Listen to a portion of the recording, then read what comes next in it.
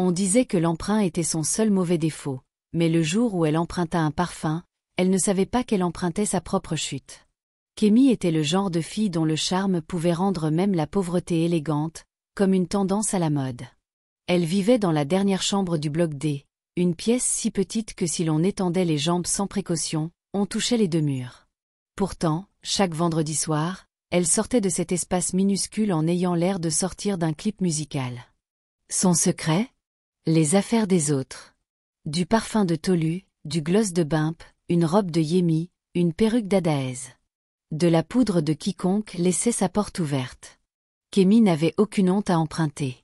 Bien que le mot « emprunter » ne soit pas tout à fait juste, car les choses revenaient rarement à leur propriétaire. Tout le monde mettait Kémy en garde, mais elle en riait toujours. Sa mère le lui avait répété tant de fois avant qu'elle ne quitte le village pour la ville. « Kémy, arrête d'emprunter les affaires des autres. Tu ne sais pas à quel genre d'esprit elles appartiennent. » Mais Kémy souriait et balayait la remarque d'un geste, comme si ce n'était rien. « Maman, ce n'est pas si grave. J'aime juste essayer différentes choses. » « Non, ne t'endette pas, pas de jour de repos, » plaisantait-elle. Les femmes du quartier l'avaient aussi mise en garde.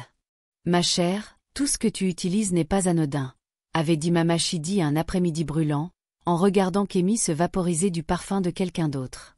Certains savent ce qu'ils font. Tout cadeau ne vient pas avec amour. Même ses amis les plus proches s'étaient lassés de la prévenir. « Kémy, je t'en prie, ralentis », avait dit Tolu un soir, en constatant une fois de plus la disparition de son rouge à lèvres. « Tu empruntes du parfum, une perruque, des chaussures, même une serviette. C'est trop. Tu ne sais pas qui prie ou maudit sur ces affaires. » Mais Kémy riait, comme si tout cela était une comédie. « Je vous trouve trop sérieux. Je ne fais qu'emprunter un petit quelque chose.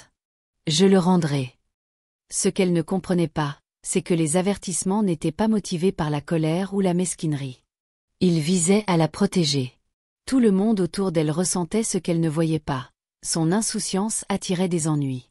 Pourtant, rien ne l'arrêtait. Plus on la mettait en garde, plus elle balayait les avertissements, disant que rien ne pouvait arriver. « Je vais bien », affirmait-elle, jusqu'à la nuit où tout changea. La ville était vivante.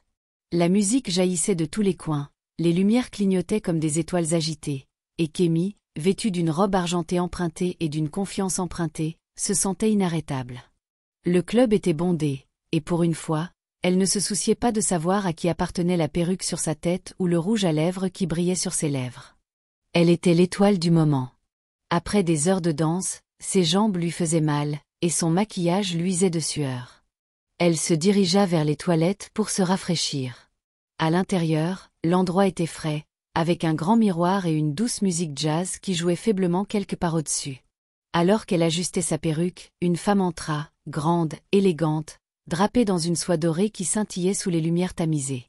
Sa présence emplissait la pièce. Tout en elle criait l'opulence, de son sac orné de diamants à la traînée de parfums qu'elle portait comme une reine. Kémy se figea. Le parfum de la femme était divin, du genre qui vous fait fermer les yeux et oublier vos problèmes. Sans réfléchir, Kémy lâcha. « Madame, quel est ce parfum ? Il est tellement doux. Je n'ai jamais senti quelque chose comme ça. » La femme se tourna, souriant doucement. Ses yeux étaient calmes. Trop calmes. « Tu l'aimes ?» Kémy hocha la tête avec enthousiasme. « Oh, je l'adore. On dirait la paix et l'argent réunis. » La femme rit, sa voix suave. « J'en ai un autre à la maison, » dit-elle en fouillant dans son sac scintillant. « Prends celui-ci. » Kémy resta bouche bée, submergée. « Vous êtes sérieuse ? Merci, madame. Que Dieu vous bénisse. » Elle vaporisa immédiatement le parfum sur son cou et ses poignets, savourant la douceur qui semblait fondre dans sa peau. « Oh, c'est le paradis en flacon, » dit-elle en tournoyant devant le miroir. La femme sourit à nouveau, observant son reflet.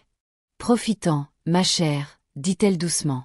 « Mais souviens-toi, chaque parfum porte son propriétaire. » Avant que Kémy ne puisse répondre, la femme avait disparu, aussi discrètement qu'un parfum qui s'évapore. Kémy haussa les épaules, fredonnant tout en réappliquant son rouge à lèvres. Elle ne remarqua pas le frisson qui lui monta le long du cou ni la légère lueur qui se répandait sur sa peau. Tout ce qu'elle savait, c'est qu'elle sentait enfin l'opulence. Lorsqu'elle sortit des toilettes cette nuit-là, quelque chose dans l'air changea. Les têtes se tournaient, non pas discrètement, mais brusquement, comme si tout le monde avait soudain capté une odeur de paradis. La musique ne s'était pas arrêtée, mais pendant un instant, on aurait dit que tout le club respirait son parfum. Le parfum flottait autour d'elle comme un sortilège, doux, magnétique, impossible à ignorer. Chaque pas qu'elle faisait laissait une traînée qui attirait l'attention comme un aimant. En quelques secondes, des hommes commencèrent à s'approcher d'elle, l'un après l'autre. « Salut, beauté. Comment tu t'appelles » demanda l'un en époussetant sa chemise. Un autre sourit. « Danse avec moi, bébé. Tu es comme un rêve. » Kémy cligna des yeux, riant à moitié. « Qu'est-ce qui vous arrive » demanda-t-elle en plaisantant, s'éventant de la main. Elle n'était pas habituée à ce genre de projecteur. D'habitude, elle était la fille qui empruntait l'éclat des autres, les talons de quelqu'un, le rouge à lèvres de quelqu'un, le charme de quelqu'un. Mais ce soir-là, tout semblait différent. Tous les regards dans le club étaient attirés vers elle, comme des papillons vers une flamme. Le DJ passa à une piste plus lente et plus lourde. Kémy ne chercha même pas à danser. Elle se balançait doucement, souriant timidement. Pourtant, cela la rendait encore plus irrésistible. Des hommes commencèrent à lui glisser de l'argent dans les mains, des billets neufs et brillants.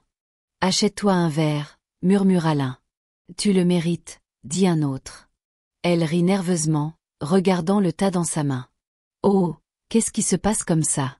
Ai-je gagné à la loterie ?» Plus d'argent arriva, plus d'attention. Même la serveuse lui sourit différemment, comme si elle était quelqu'un d'important. Au fond d'elle, une petite voix tenta de murmurer. Peut-être que ce parfum est trop doux pour être normal.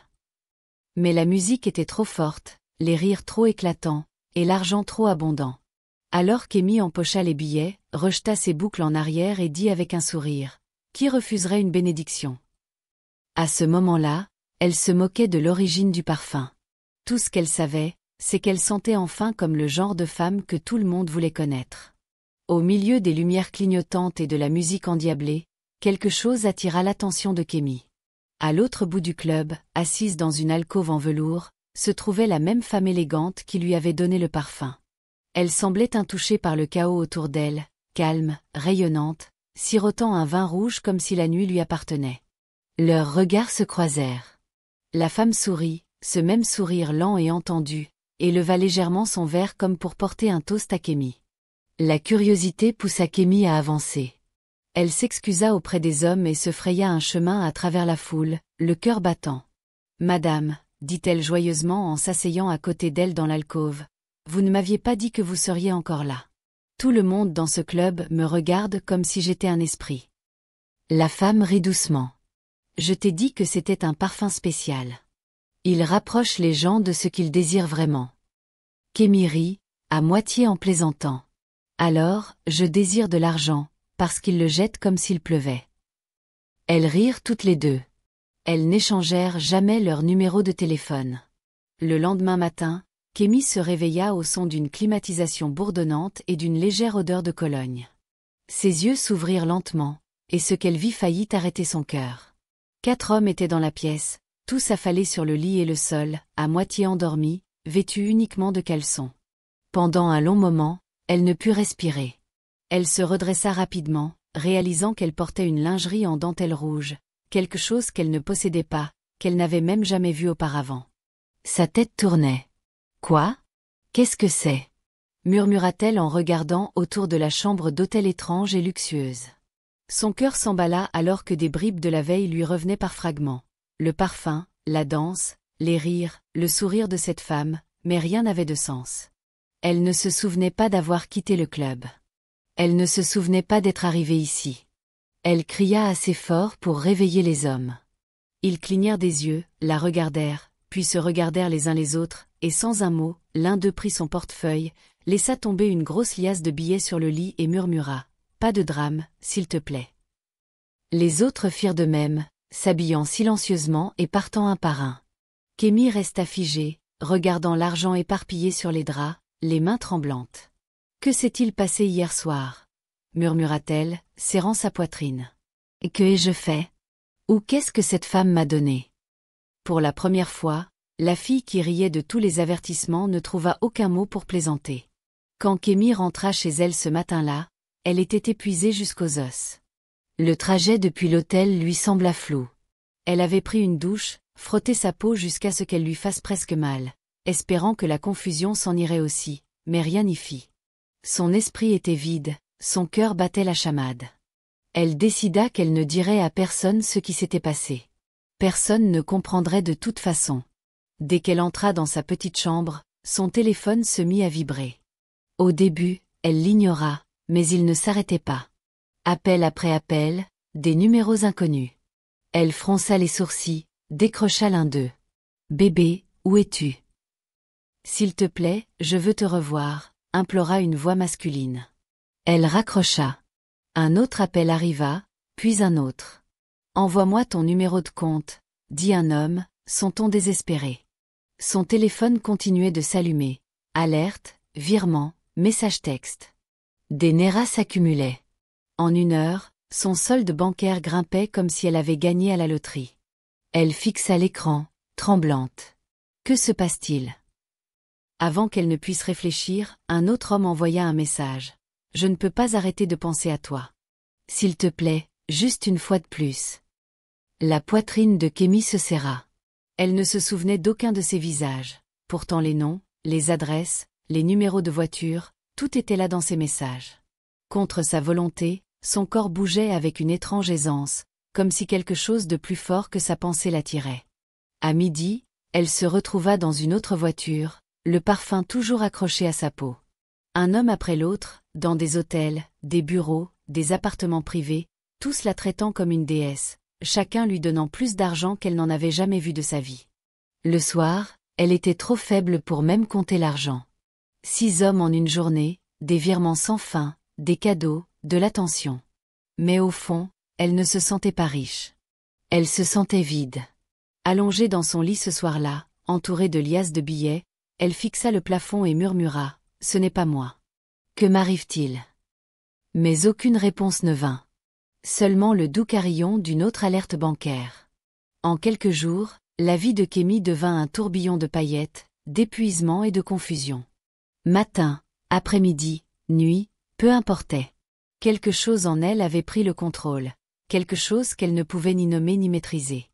Chaque jour, au moins 6 hommes différents l'appelaient, suppliant, payant. Elle essaya de dire non au début, mais son corps finissait toujours par se retrouver là, dans un hôtel après l'autre, enveloppée dans des draps de soie, entourée d'argent qu'elle ne se souvenait pas d'avoir gagné. Elle se réveillait vidée, pleurant dans la salle de bain, murmurant « Qu'est-ce qui ne va pas chez moi ?» Mais l'heure suivante, son téléphone sonnait à nouveau, et elle y allait, comme si sa volonté ne lui appartenait plus. Ses voisins remarquèrent le changement. Elle brillait, plus riche, toujours vêtue de nouveaux vêtements.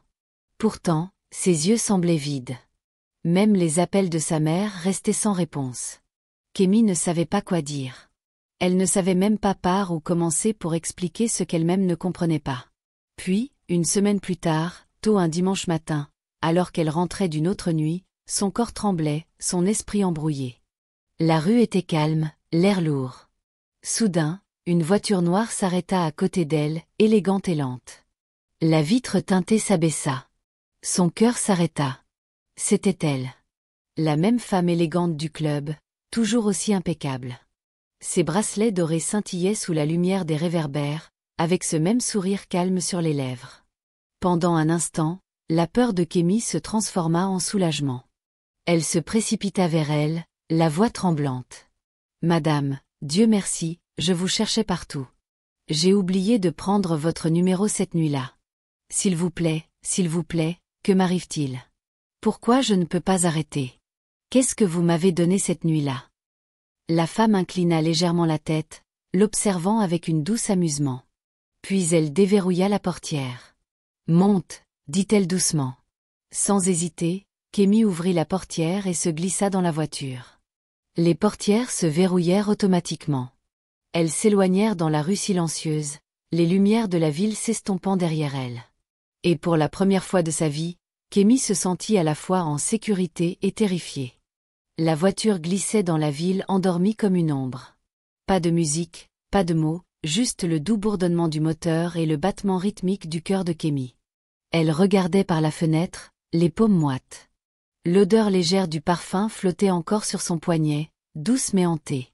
Après près de 30 minutes, la voiture tourna dans un quartier calme. Des palmiers élancés, des clôtures hautes, et une maison si grande qu'elle semblait tout droit sortie d'un film. Les portes s'ouvrirent automatiquement, et elles roulèrent sur une allée de marbre illuminée par des lumières dorées. La femme sourit légèrement en entrant dans la maison. L'intérieur était époustouflant, lustre en verre, escalier en argent, murs scintillants comme de l'eau. Tout sentait la rose et le luxe. Elle conduisit Kémy dans un vaste salon et lui fit signe de s'asseoir. « Tu as demandé ce qui t'arrivait » commença la femme doucement, en se versant un verre de vin rouge. « Eh bien, ma chère, ce parfum n'était pas seulement une fragrance.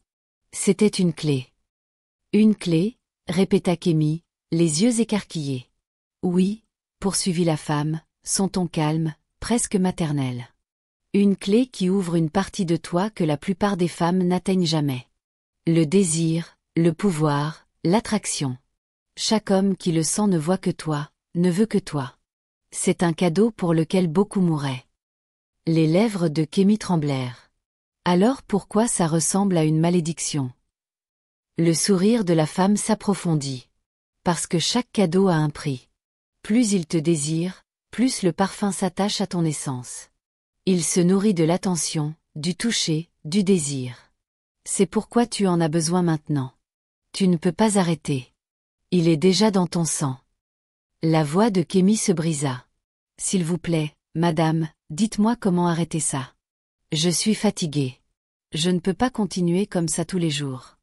Je me sens vide. » La femme croisa les jambes avec grâce, ses yeux calmes mais perçants. « Arrêter » répéta-t-elle doucement, presque amusée. « Ma chère, tu ne peux pas arrêter.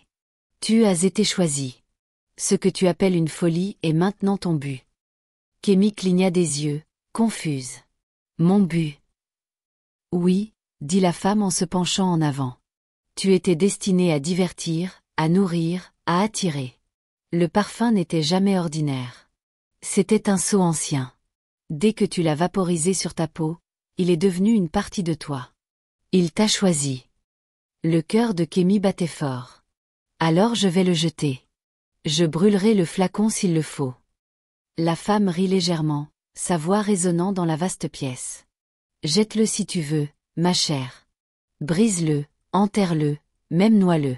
Ça n'aura pas d'importance. L'odeur n'est plus dans le flacon. Elle est en toi. Une fois appliquée, elle ne meurt jamais. » Le visage de Kémy se tordit d'incrédulité. « Non, ce n'est pas possible. »« Oh, si, c'est possible, » dit la femme en se levant. « Tu penses que 6 hommes par jour suffisent? Tu étais destiné à en avoir 10. C'est l'équilibre. 10 désirs qui se nourrissent à travers toi chaque jour. C'est ainsi que le lien reste vivant. C'est ainsi que tu survis. » Kémy secoua la tête violemment. « Non, je ne peux pas vivre comme ça. Je ne veux pas de cette vie. » L'expression de la femme s'adoucit légèrement, bien que ses mots portaient une pointe cachée. « Tu n'as pas le choix, Kémy. Tu étais le genre de fille parfaite pour nous. Inquiète, belle et jamais satisfaite. Tu voulais toujours plus. Toujours emprunter, toujours atteindre. C'est ainsi que nous trouvons les nôtres. » Kémy la fixa, choquée. « Vous voulez dire qu'il y en a d'autres? » La femme sourit avec assurance. « Beaucoup. Nous distribuons des parfums à des femmes qui ne sont pas satisfaites de ce qu'elles ont. Celles qui empruntent, qui envient, qui mènent une vie qu'elles ne peuvent pas se permettre.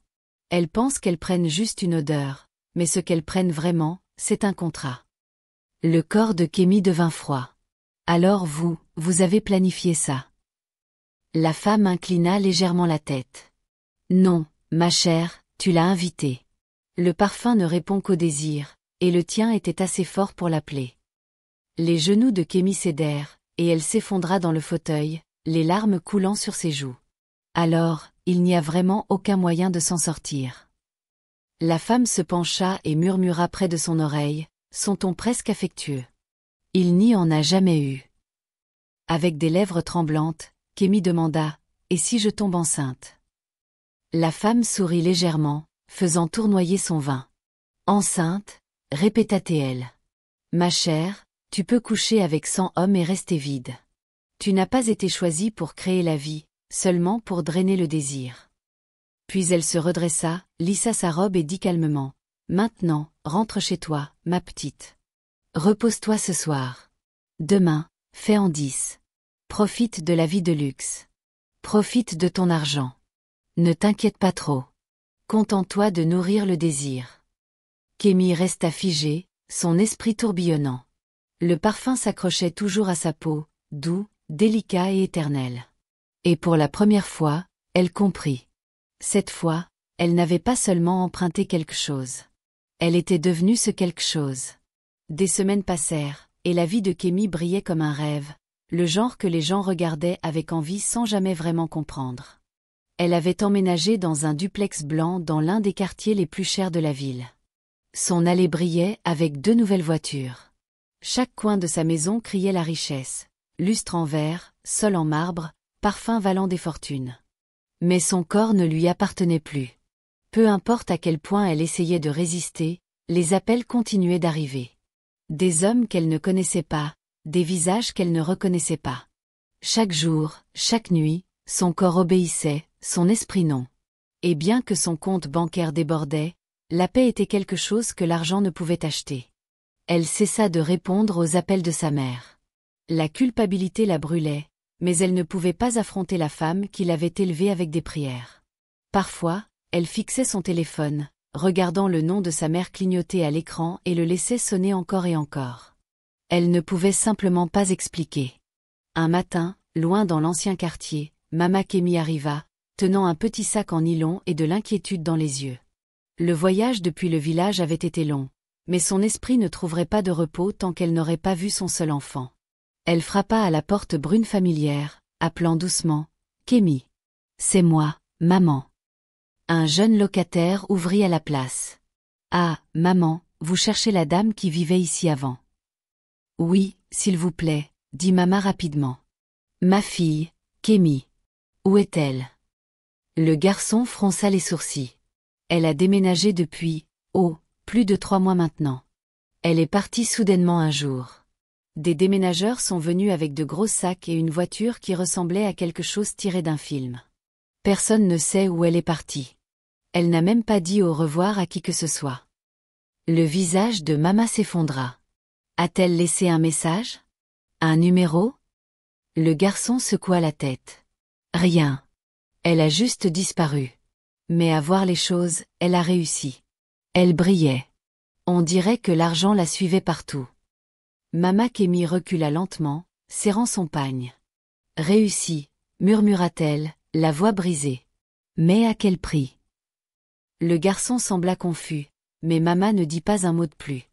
Elle se détourna, les larmes coulant librement alors qu'elle descendait le couloir qui résonnait autrefois du rire de sa fille. Ce que Kémy était devenue, Mama pouvait le sentir dans sa poitrine. Ce n'était pas du succès.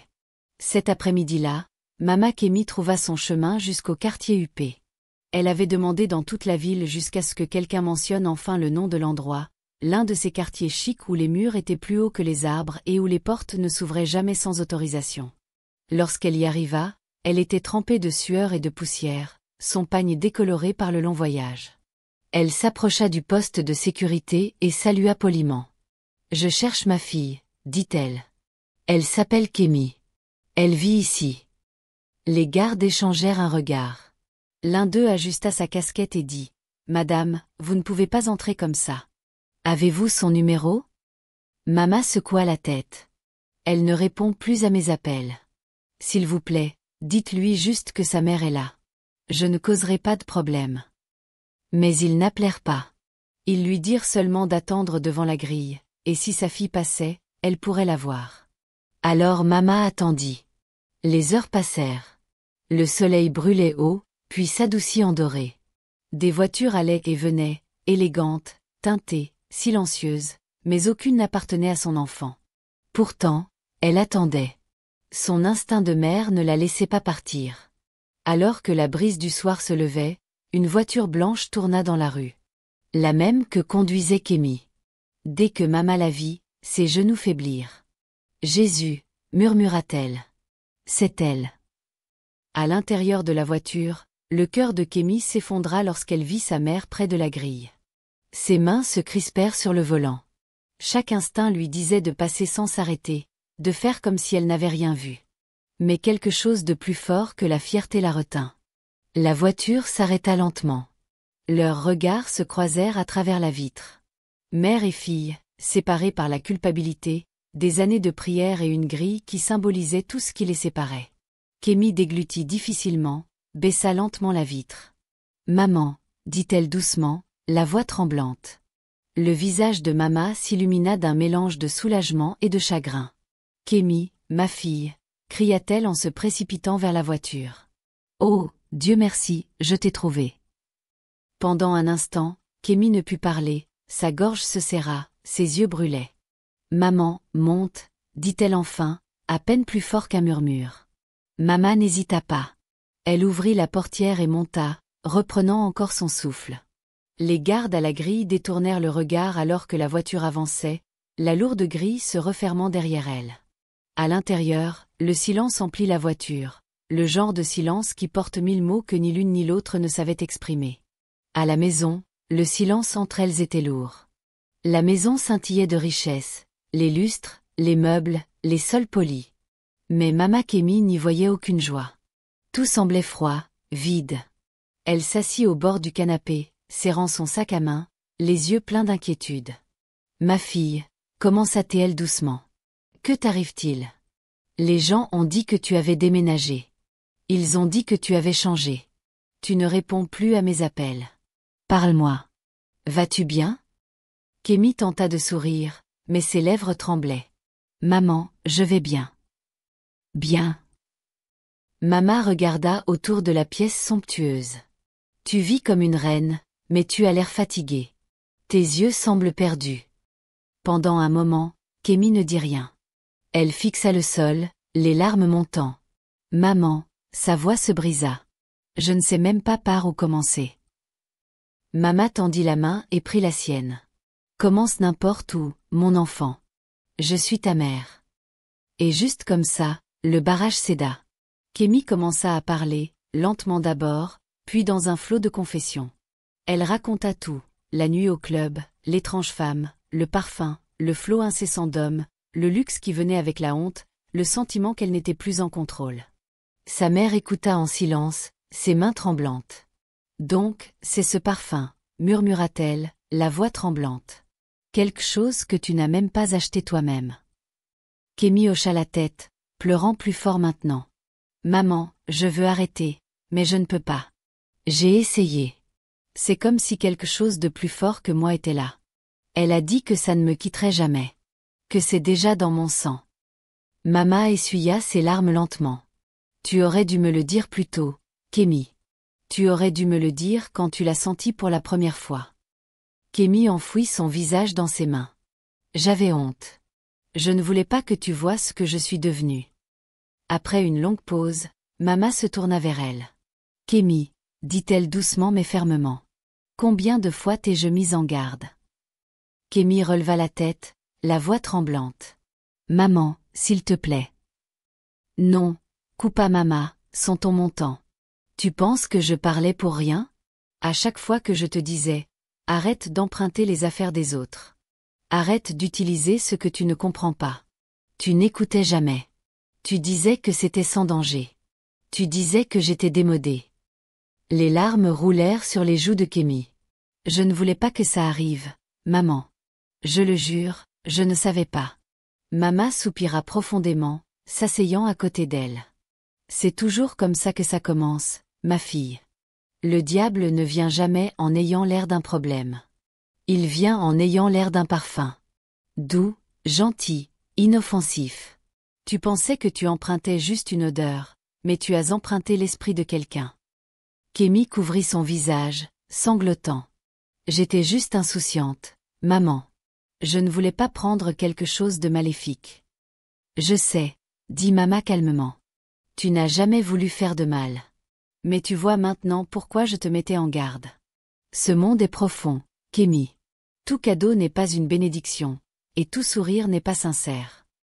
Elles restèrent assises en silence pendant un moment, mère et fille, entourées de richesses qui soudainement ne signifiaient rien. Maman prit sa main et la serra. « Tu as fait ton erreur, mais nous ne la laisserons pas te détruire. Tu m'entends? Nous combattrons cela ensemble. Nous ne pouvons pas dormir ici ce soir, poursuivit maman. Ce qui possède cet endroit possède ta paix. Lève-toi, ma fille. Nous rentrons à la maison. » Kémy leva les yeux, surprise. « Maman, à la maison? » « Oui, » dit maman fermement. « Laisse tout, tes vêtements, même ton téléphone. Tu ne peux pas ramener une malédiction chez toi. » Quelque chose dans sa voix portait du pouvoir. Ce n'était pas de la colère. C'était de l'autorité. Le genre qui vient d'une mère qui a enfoui sa peur pour se battre pour son enfant. Kémy obéit silencieusement. Les clés de la voiture, les bijoux, ses vêtements, son téléphone, et même le flacon de parfum sur la commode, elle laissa tout derrière. Puis elles prirent un bus de nuit pour le village. La route était longue, mais maman ne parla pas beaucoup. Elle se contenta de tenir la main de sa fille fermement tout le long. Lorsqu'elles arrivèrent au village cette nuit-là, l'air était calme et lourd, sentant la pluie et la terre. La lune pendait bas au-dessus de l'arbre à mangue devant la maison. Et pendant un instant, on aurait dit que le temps s'était arrêté. Kémy sortit de la voiture lentement, ses pieds touchant le sable rouge familier qu'elle n'avait pas foulé depuis des années. Maman ne dit pas grand-chose. Elle prit seulement la main de sa fille et la conduisit à l'intérieur de la petite maison, la même où Kémy avait grandi. Elle était vieille, simple et chaleureuse, le genre d'endroit qui conservait encore des prières dans ses murs. Cette première nuit, maman ne dormit pas. Elle s'agenouilla à côté du lit de sa fille et pria d'une voix douce et régulière. Pas de cris, pas de foule, pas de pasteur, juste une mère parlant à son Dieu et à son enfant en même temps. « Seigneur, » murmura-t-elle, « je n'ai pas de pouvoir, mais tu me l'as donné. Et aucune main qui ne l'a pas créé ne la réclamera. » Kémy s'agenouilla à côté d'elle, les larmes glissant sur ses joues. Elles prièrent jusqu'à l'aube, mère et fille côte à côte. Maman ne l'emmena jamais dans une église ou un sanctuaire. Elle ne croyait pas au bruit ou au drame. Elle croyait en la puissance de l'amour d'une mère, le genre qui plie le ciel sans quitter la maison. Chaque matin, elle aspergeait de l'eau autour de la maison, fredonnant de vieux hymnes, rappelant la paix dans la vie de son enfant. Au troisième jour, elles commencèrent à vivre comme avant. Kémy se mit à porter le pagne de sa mère, le nouant lâchement autour de sa taille. Elle aidait à la cuisine, allait chercher de l'eau au puits, balayait la cour. Son corps commençait à se souvenir de ce qu'était la paix. Parfois, la nuit, elle se réveillait en sueur, hantée par des flashs du parfum, des lumières de la ville et du sourire froid de la femme. Et à chaque fois, maman posait sa main sur son épaule et murmurait « Tu es à la maison maintenant. Ça ne peut plus t'atteindre ici. » Les jours se transformèrent en semaines. L'envie s'estompa. Kémy pouvait enfin respirer. Un matin, elle s'assit sous l'arbre à mangue, regardant sa mère balayer la cour, le rythme du balai doux et régulier. « Maman, » dit-elle doucement. « Je rêve encore de ça parfois.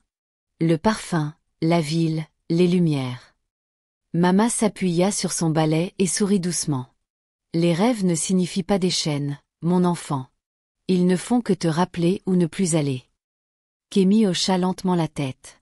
Pour la première fois en des mois, elle sentit quelque chose de lourd s'élever de sa poitrine. Elle fouilla dans son sac et en sortit une petite bourse remplie d'argent, la dernière chose qu'elle avait gardée de son ancienne vie. Elle la tendit à sa mère. « Je n'en veux pas, » murmura-t-elle. « Ça vient d'un endroit que je ne reconnais plus. » Maman la prit calmement, marcha jusqu'au feu et la posa. « Alors, laisse-la brûler, » dit-elle simplement. Elles regardèrent les flammes s'élever, dévorant la bourse jusqu'à ce qu'elle devienne cendre. « Maman, » murmura Kémy, « et si ça revient ?» Maman sourit doucement, ses yeux scintillants. « Alors, souviens-toi de ce que je t'ai toujours dit. La paix ne vient pas du parfum. Elle vient de la pureté. » La brise du soir les frôla, emportant la dernière trace de fumée. Quelque part au loin, un enfant riait. Kémy posa sa tête sur l'épaule de sa mère, respirant profondément. Pour la première fois depuis longtemps, elle ne sentait ni la douceur ni le luxe, seulement le savon, la fumée et la maison. La leçon morale, l'avidité ne prend pas toujours la forme d'une quête d'argent.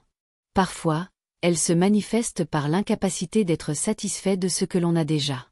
L'histoire de Kémy nous rappelle que la curiosité sans prudence peut détruire même le cœur le plus pur. Emprunter ce qui ne vous appartient pas peut sembler anodin, mais on ne sait jamais vraiment ce que l'on invite dans sa vie. Tous les parfums ne sont pas faits pour être portés, et toutes les opportunités qui brillent ne sont pas envoyées par Dieu. Certaines choses sont faites pour être admirées de loin, pas prises. Surtout, le contentement est une forme de protection. Quand vous valorisez ce qui est vraiment à vous, vous fermez la porte aux pièges déguisés en faveur. Merci d'avoir regardé. N'oubliez pas de liker, commenter et vous abonner.